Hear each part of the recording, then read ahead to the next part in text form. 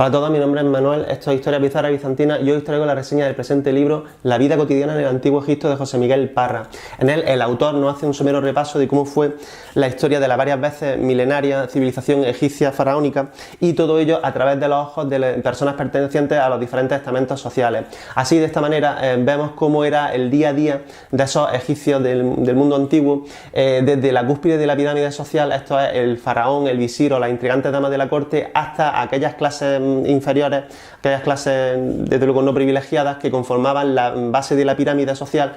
como por ejemplo el saqueador de tumbas, el ladrón o el campesino. Lo primero que llama la atención del antiguo Egipto es la relación tan especial e íntima que tuvo con el río que geográficamente lo atravesaba, que era el río Nilo. Este Nilo era el encargado de aportar un flujo incesante y anual de riqueza, puesto que con sus crecidas marcaba para bien y para mal la agenda del antiguo Egipto. Si la crecida era óptima, esto permitía regar las tierras de cultivo y además fertilizarlas, puesto que el Nilo arrastraba el limo en suspensión, que una vez que se producía la decrecida y se secaba ese caudal de agua, ese limo se posaba sobre la tierra y permitía fertilizarla, haciendo de la agricultura egipcia la más feraz, la más rica de todas las culturas del mundo antiguo, siendo la envidia de todas ellas y desbancando en fertilidad y en feracidad incluso a la vecina Mesopotamia. Estos flujos de riqueza anuales del río Nilo permitieron que Egipto fuera de toda la cuenca mediterránea el territorio más fértil y por ende el más rico. No obstante, las inundaciones del Nilo no estaban exentas de peligro, pues si por ventura la inundación era escasa, esto era sinónimo de malas cosechas y por ende hambre, enfermedad y disturbios políticos. Si por ventura la inundación era excesiva, lo que se propiciaba era que no solamente se inundaran las tierras de cultivo, sino además los poblados donde vivían los egipcios, causando numerosas muertes por ahogamiento y cuantiosas pérdidas materiales. Y por último, una desagradable consecuencia que afectó a toda la civilización faraónica, de hecho, afectó hasta bien entrado el siglo XX al Egipto moderno, es el eterno contacto con las aguas estancadas que favorecía que la práctica totalidad de egipcios padecieran esquistosomiasis, que es una enfermedad que entre otras cosas, entre otros síntomas, produce sangre en la orina, anemia, laxitud y bajas defensas. Lo que hoy día entendemos por Egipto faraónico fue una civilización varias veces milenaria que se conformó como imperio en varias ocasiones. Y es que en el Egipto faraónico se alternaron periodos históricos de gran cohesión territorial y gran auge expansivo allá de sus fronteras, con otros periodos en los que la autoridad central del faraón era discutida, llegando a estar bastante decadente y llegando a desaparecer en varios momentos. Esos momentos se conocen como periodos intermedios, en los que poderes locales, conocidos como nomarcas, desafiaban totalmente la autoridad central del faraón, llegando a vivir al margen de su ley. También es curioso comprobar cómo hubo siglos en los que el poder del clero de Amón acaparó tal influencia que llegó a conformar un estado paralelo dentro del propio imperio egipcio. Imperio que, merced a su dilatada existencia, llegó a conformar una sociedad bastante conservadora que, no obstante, fue muy tolerante con los extranjeros, especialmente aquellos que desarrollaron carreras exitosas dentro de las fronteras faraónicas, lo cual, por cierto, es un rasgo típico de todos los imperios. En Egipto gobernaba de manera suprema la ley cósmica conocida como Ma'at, que era la encargada de mantener el bien y la prosperidad, el orden, dentro de las fronteras egipcias, en marcado contraste con el caos y la violencia que reinaba allende ellas. También nos llama mucho la atención el hecho de que el imperio egipcio, pese a ser una sociedad tremendamente conservadora, fuera muy permisiva con gente aquejada de discapacidades. Y es que, por ejemplo, nos ha llegado conocimiento de personas discapacitadas, por ejemplo, enanos, que tuvieron unas carreras muy exitosas dentro de la administración y de la corte faraónica. Y todo esto, si lo comparamos con sociedades relativamente parecidas, relativamente parejas, relativamente coetáneas en el tiempo, pues llama mucho la atención. Y estoy pensando en esa eugenesia practicada por los espartanos o en la aperreada vida que debió llevar Claudio hasta convertirse en el cuarto emperador de Roma. Otro destacado rasgo social propio del Egipto faraónico es la libertad con la que contó la mujer,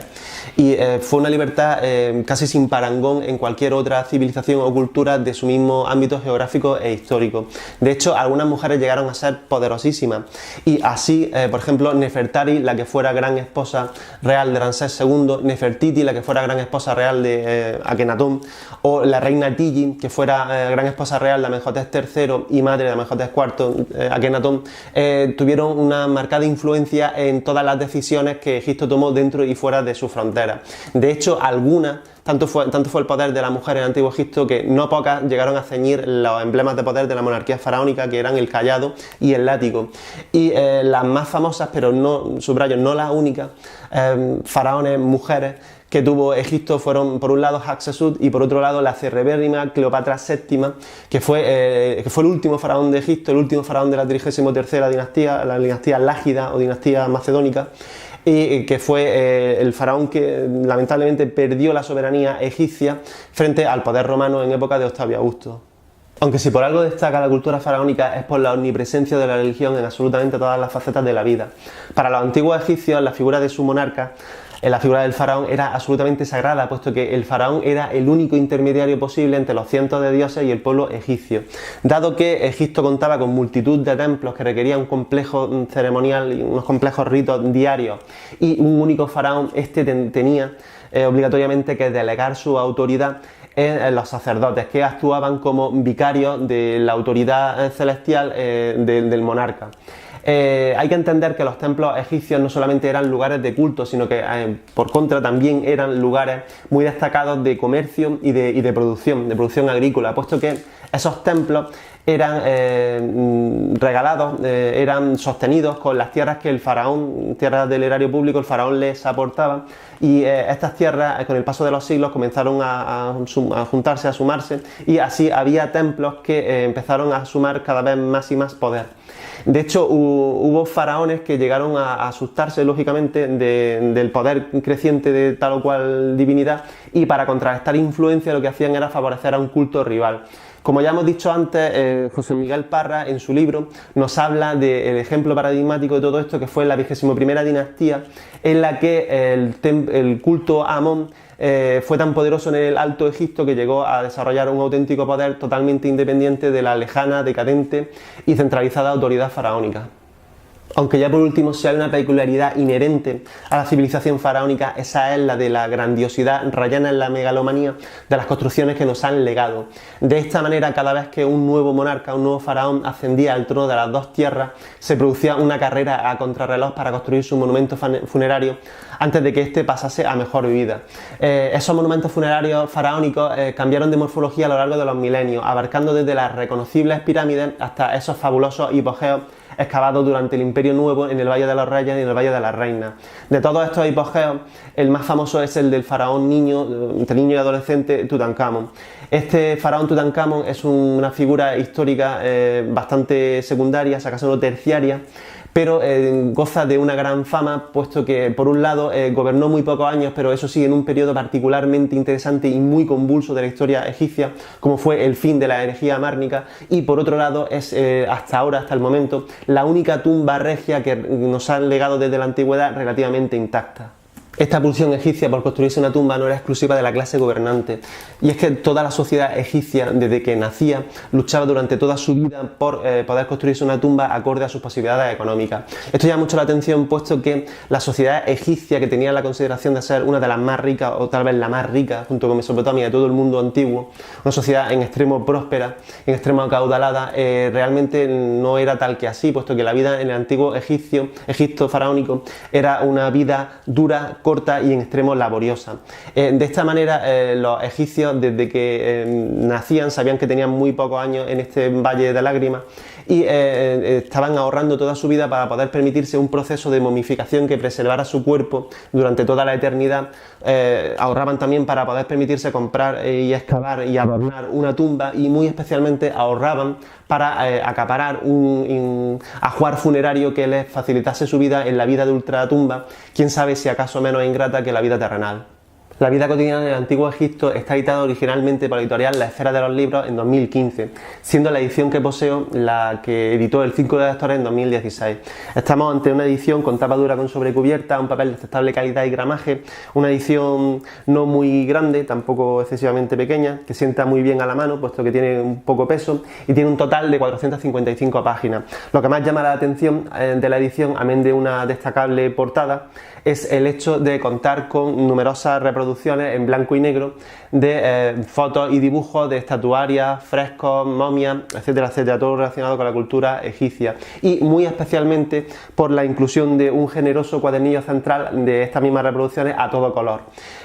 También destaca por tener cada capítulo una exhaustiva bibliografía, así los lectores interesados en la materia pues podrán abundar en ella. Y por último hay que decir que esta edición puede ser encontrada, esta no, que decir con los lectores, la de la Esfera de los Libros, en librería a un precio de 24,95 €. El autor de la vida cotidiana del Antiguo Egipto es José Miguel Parra.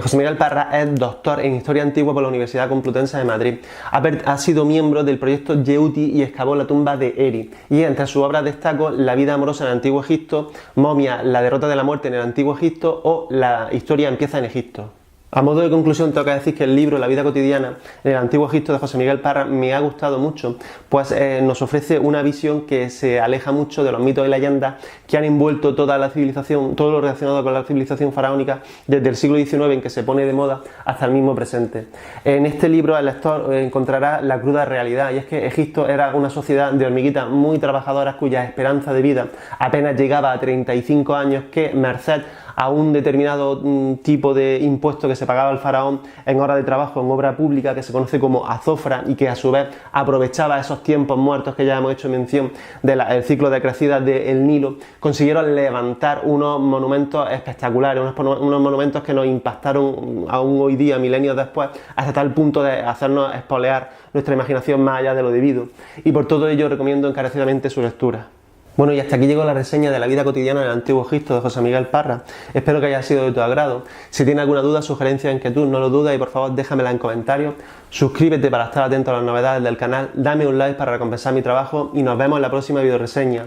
Vale.